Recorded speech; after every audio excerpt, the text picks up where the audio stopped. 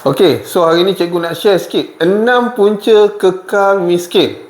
Apa antara punca-punca dia? Iaitu yang pertama ni, dia ni malas berusaha. Senang cerita, dia duduk diam je kan. Dia tak berusaha lah apa-apa lah. Okey, dan yang kedua, dia ni tak menyimpan. Bila tak menyimpan ni, tak adalah apa, kewangan dia tak adalah. Okey, dan yang ketiga, iaitu sikap boros berbelanja lebih daripada gaji. Senang cerita, dia belanja, gaji dia 1,000 tapi dia belanja lebih. Pelik ni, mana datang duit dia.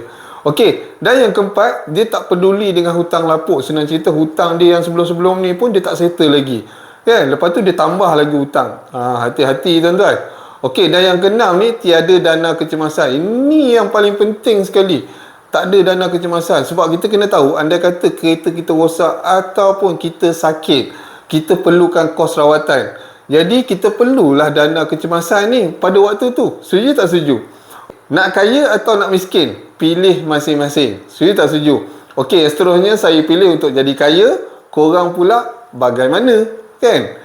Jatuh bagi saya itu biasalah. Tapi bangkit tu luar biasa. Kalau boleh, jangan lupa klik link di bio. InsyaAllah saya tunjukkan jalan macam mana kita tukar, ubah hidup kita daripada miskin jadi kaya. Apa-apa, Roger Cikgu sekarang.